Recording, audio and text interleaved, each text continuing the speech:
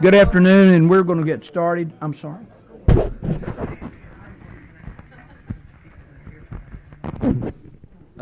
Yeah, in just a few minutes. I was going to make a general. I know there's a number of people that are here because this is a day of Georgia Retirement Services Association. Going to be over the Salapi this afternoon or this evening, and welcome. And we've had some that I know that's probably here that each one of us represents. We're going to get started as we always do, and I want you to bow for a moment. We're going to have prayer. Father, we come to you today realizing, Lord, that we are inadequate in ourselves to do anything. But you say that we can do all things through you who strengthens us. So help us to do the things that are right. Help us to do the things that are best, but most of all, the things that you honor and say it is good. And so be with us in this time. May your will be done. We ask these things in Christ's name. Amen. Thank you so much. We've got just one little piece of business that we want to deal with, and I will need to have the committee's approval to this.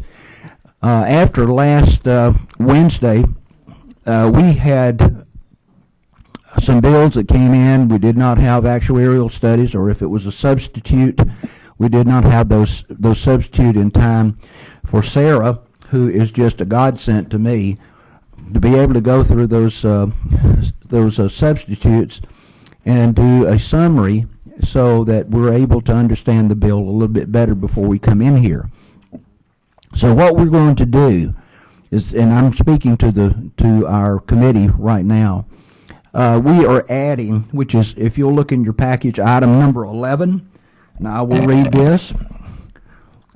If a member or bill sponsor intends to introduce a committee substitute, a copy must be delivered to the chairperson's office at least 3 legislative days. That's the key. 3 legislative days prior to the scheduled meeting, preferably an electronic copy. And the reason for this is that right now we're in the midst of almost in the middle of the session, and council is covered up. That means that what he's putting out, Sarah's having to go through and to evaluate and summarize, and to be for us to do our job, we need to have as much information as possible. So with the committees, if we have a motion to adopt that as our absolute, and I know that the chair can make exceptions if you want to, but I don't think I want to. So do I have a motion or even questions? First of all, do I have a motion to adopt this? Do I have a motion? Do we have a second? All in favor? Well, any questions? All right, thank you. All in favor say aye. Any motion against? Like sign, our motion's carried, and that is our new rule number 11. You'll also that there is a copy of Robert's Rules of Order.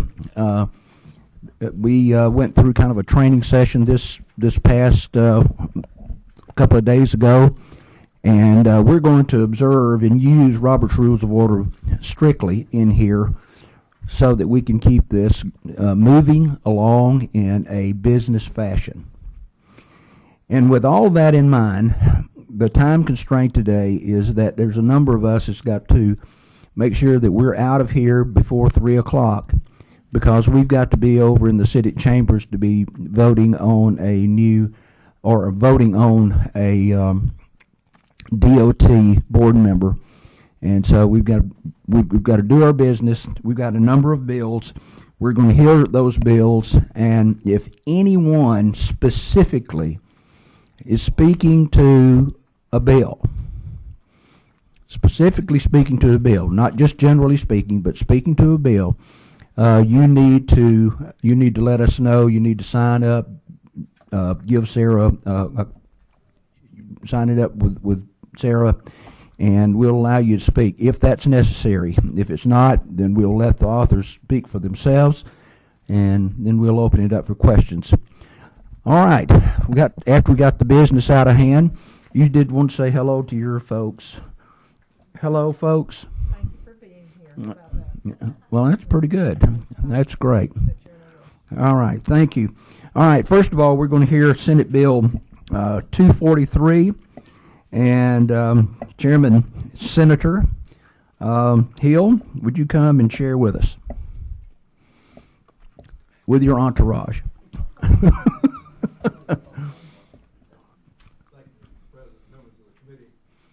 Oh, I'm sorry. Okay, You might thank need you. that. Thank you. Appreciate the opportunity to bring you 243 today. And with me is Jeff Lanier, as most of you know, from the Legislative Counsel's office. Wayne Allen would be here, but he's setting up your DOT election process. Good. They may be having one right now, as a matter of fact. So that's why he's not with me. But we've got Jeff here to answer technical questions. The need for this bill, I believe, kind of grew out of a conversation that Wayne and I had a year ago or so. And those of you who've been here, and I see on your committee some very veteran members, can remember a time when, that's a nice word for folks like me, I guess. Oh. Right here. But we can all remember a time when you went down to the Legislative Counsel's office, and there were just in every office just about, there was somebody there who had been there for years and years and years, who was a subject expert in whatever you were drafting legislation in. And that was always reassuring that that person could tell you not only help you arrive at the intent that you wanted to, but also could give you the history of that issue maybe and help you save you maybe some heartache along the way. In just a 3-year period, we lost 100 years of experience in the Legislative Counsel's office here. And not to disparage anybody who's new, it's just that what they attempt to do is to hire experienced lawyers. You don't really want to hire somebody right out of law school. What you would prefer is someone who has practiced law, or someone who has experience in the field, and then come in somewhat mid-career and hopefully build a career with the state. And that kind of leads me to some of the issues that we've had with securing people in mid-career to come to the Legislative Counsel's office. One of the things we did last year, some of you may remember, is we did pass an extra pay increase for that body, and I appreciate y'all's cooperation and help with that as well. When talking to Wayne about this issue, and I hope I'm not taking too long, but because we've got an audience today, I thought maybe it was helpful to lay a little bit of background as well. When JRS, Judicial Retirement System, was formed in 1998, I believe it was, the attorneys with the Legislative Counsel's office were covered in that retirement system. In 2005, and I won't go into all the reasons why, but in 2005, everyone who was not a judge was taken out of that retirement system. There are still 2 members, including Wayne Allen, who are members of JRS today because they were in it when the change was made. So since that time, all new hires have been part of ERS rather than JRS as well. Mm-hmm. The difference between the 2 retirement systems that I think speaks to the mid-career part of it is the period for, first of all, you have to be 60 years old in order to retire. You can't retire earlier than that unless it's on a disability. And then it does have the 60% after 16 years. So it's a retirement system that fits the mold of what we're trying to accomplish, which is sort of the same that we do judges as well. You really want judges to come in after having practiced law for years and become judges, and they somewhat come in the middle of a career. So that vesting period, or that period of drawing retirement is less for that reason as well. So we decided to try to introduce a bill to allow these 8 employees, and of course, as I said, two are already in there. These 8 employees to transfer back to JRS, and hopefully over time we'll be able to keep those who are there now. We'll be able to keep and build that experience, and over time build that body of continuity, that body of knowledge that will help all of us do a better job of representing the people who are here. There are lots of ins and outs to it, but that's probably the top of of the issue, but I'd be happy to go any deeper in it if you like. One of the differences in the two retirement systems is that the employee in JRS pays, with dependents, pays 10% payment into the retirement fund rather than the amount they would now pay in the ERS. So it's a sizable number, a larger pay in for the employee as well. There's a fiscal note with the bill. I think you probably got it there.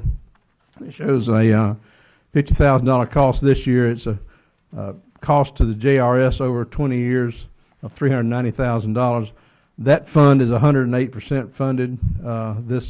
This retirement would affect it 0.09%. That would affect the liabilities of it. All right.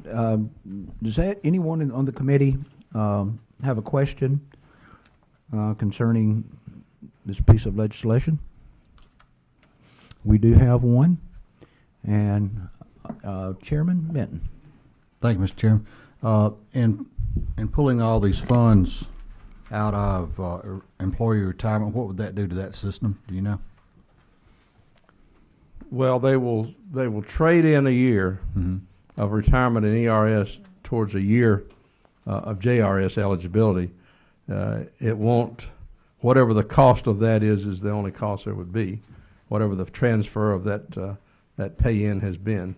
But would that affect the ERS with the amount of money that's being Well, there's pulled only eight employees that are affected, so Okay. Given the size of the retirement system, I Okay. would think it'd be, infinitesimal. If moving them into JRS, and it's a much, much smaller system, only affected it at 0.09%, then the effect of taking a year out of the ERS would be just practically impossible to measure, I suspect. Okay. I haven't got a number on it, but All right. the fiscal note it actually has a sheet on that. But I don't know that it mentions the cost to it, but there's a sheet on the ERS system. It basically says there's no cost to the system is what the... Well, it does. Let's see. Yeah. Right. Okay. I see it here. No cost. Okay. All right. Let's see, David. I think you're up. You decided not to ask. Oh, good. Well, slide up here and educate me. All right, former chairman. Thank you, Mr. Chairman. Senator Hill, it's my understanding reading this that they've got until December 31st this year. Those 7 or 8 people have got to this year to decide if they want to move over.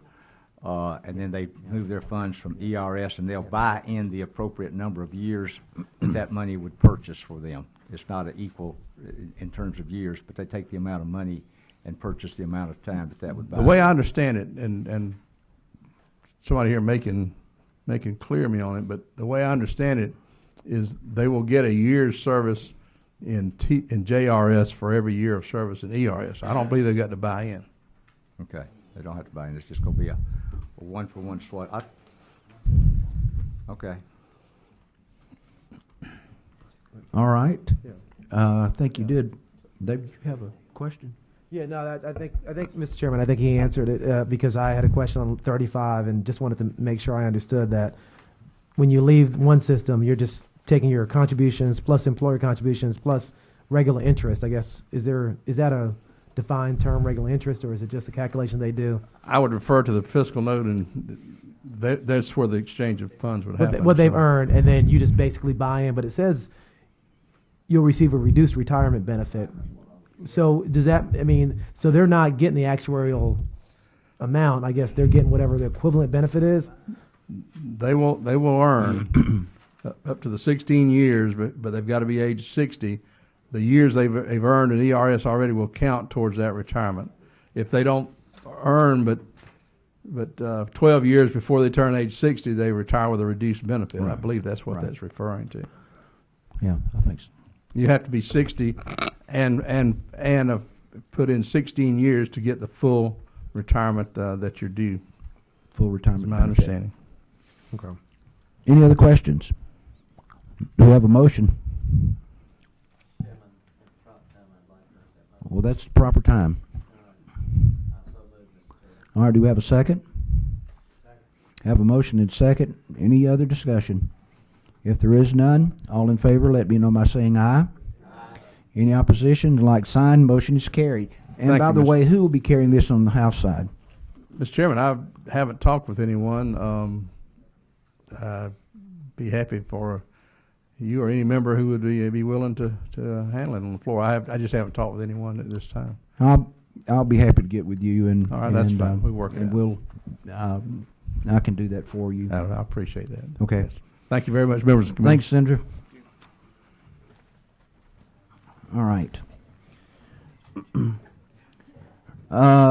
Next one on the agenda is it's House Bill 844, and our Chairman Maxwell. And if you'd like to just remain in your seat, would be fine. That'd be great. Thank you, Mr. Chairman. House Bill 844. About the what? Oh, no. Stuff here. I got so many pages. Substitute is LC 430271S. So make sure we're all got that in your folder. LC 430271S. This is brought on behalf of the Georgia Firefighters Pension Fund. We're making a few little changes here. Basically, there's some cleanup language in the first page. In line 15, it's just codifying what's actually been used in practice over the years with the ISO rating facilities. I'm not sure how familiar y'all are with insurance, but State Fire Marshal's Office has a group that go out and their ISO. They put the fire rating on all houses and property within the state based on the type of fire department, distance from fire hydrants, distance from fire departments, and all that. And this is just clarifying here that property is rated by the ISO. The classes usually run from class 1 through 10. Class 10 is unprotected. They're outside the 5-mile range and with past 1,000 feet of a fire hydrant. And I can tell you don't want to be in a town class 10 if you can help it because your insurance rates are going to be extremely high. But line 15 is just codifying that the property is going to be rated, not the fire department itself, but we're talking about property rated less favorable than a 9, and that also goes into the premium tax that was instituted years ago, 2.5% premium tax on town classes 1 through 9. So nothing's changed there, but we're just trying to clean that language up. Line 16 removes an old edition of the fire suppression rating schedule and refers to the one that's maintained on file with the insurance commissioner's office. And line 22, 23, 24, and 27 is just changing some words that the state fire marshal felt like would make it a little clearer. The big change for the board is on the second page, lines 32 through 34. The venue for actions. If there's a time that the board is sued by, it's usually a small volunteer fire department. They may have some issues with training and things come up. They may have to have a little disciplinary action against some firefighters. Most of those are handled by the board, but if they don't like the board's action, they can sue. And this says that the suit would be brought in the domicile of the board. Years ago, the board was in DeKalb County. In 2006, it moved to Rockdale County. They just want to make this clear that if the board were to move, the action would be brought wherever the board is located. So that's what the bill does, and I'll be glad to answer any questions. And we also have Morgan Wurst and folks here from the Georgia Firefighters Board. The board is on board with all this. They're fully happy to support this bill, and the Insurance Commissioner's Office is happy with it. All right. Does the committee have any questions? Seems to be no questions. Do I have a motion to pass? A motion and a second. All in favor, let me know by saying aye. Any opposition? All right. Motion's carried, and thank you. Goes on to rules. All right, and we welcome back my buddy Bubber Epps. Chairman Epps, come on, House Bill 635, and we do have, and the question was last time is we did not have a copy of the substitute in your folder, and that is what we're cleaning up today. We felt like that we could not vote on the bill unless we had that a copy of the substitute to look at, and so that has been taken care of. And Chairman Epps, welcome. Thank you, Mr. Chairman and committee members, and in an effort for full transparency, we're going to acknowledge the culprit behind your Rule 11 is this probate judge's retirement bill there. We wasn't aware that the substitute wasn't in the folders at the last meeting, and we appreciate your consideration to allow us opportunity to deal with some of the concerns of the committee at that time, and after talking to your committee staff, I think we've remediated those concerns. But we're dealing today with LC 430171S, and the basic changes in this is found in lines 24 through 27, which states any such member shall make application in such form and manner as the board deems appropriate and shall pay to the board an amount determined by the board to be sufficient to cover the full actuarial cost of granting the credible service as provided in this code section. So I think that references it. Basically, if this bill is enacted, the members of the fund will be required to pay dues for a maximum of 30 years. Currently, members discontinue paying dues after 20 years. The maximum years to calculate retirement benefits will increase from 20 to 30 years. And active members who have more than 20 years of service as of July the 1st, 2016, would be allowed to purchase prior year's service in excess of 20 years, up to a maximum of 10 years, by paying an amount sufficient to cover the full actuarial cost of additional benefits earned. The application and the payment for additional years must be received by December 31st, 2016. So in a brief statement, the increase in the annual employer contribution necessary to maintain the fund in an actuarially sound condition is $311,000. And as you can see in the letter from the state auditor, the employer's contribution is paid by the collection of fine fees and forfeitures. And also, as you look at the actuarial tables, you'll see that the actuary stated that the employee contribution rate currently in effect is more than enough to pay the increase in annual employee contribution. Hopefully all the concerns have been addressed. You have before you a letter from our auditor that I think gives us what we were looking for. I believe so. I believe it was Chairman Maxwell who brought up the fact that we were not sure from a constitutional standpoint of rules that we would take that out of general funds as the $311,000, which would be the amount to initiate this legislation. And the letter now confirms the fact that this would not come out of general funds. It's actually coming out of that retirement system. Correct. So it does not have a impact on the general budget of the state. All right. Do we have any other questions? Those were the two concerns. We needed the letter and the explanation about the where that the dollars of the annual employment contribution to activate that, and that's been taken care of. So do we have any other questions? All right. Didn't seem like we do. Do we have a motion? Do pass? All right. Motion second. All in favor, let it be known by saying aye. Aye. Any opposition? There is none. And so we have successfully passed it out, the three pieces of legislation that we have on today in good time so we can get over and do our DOT voting. Just want to say to all of you who are part of the retirement group that is here, I look forward to seeing you tonight across the street. And you can ask me anything, but I can't promise you I can tell you anything.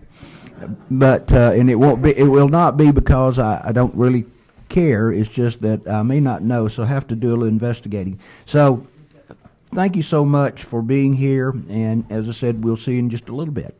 All right? Thank you, Mr. Chairman. And we are adjourned. It's a Floyd. It's sloppy. Mm-hmm.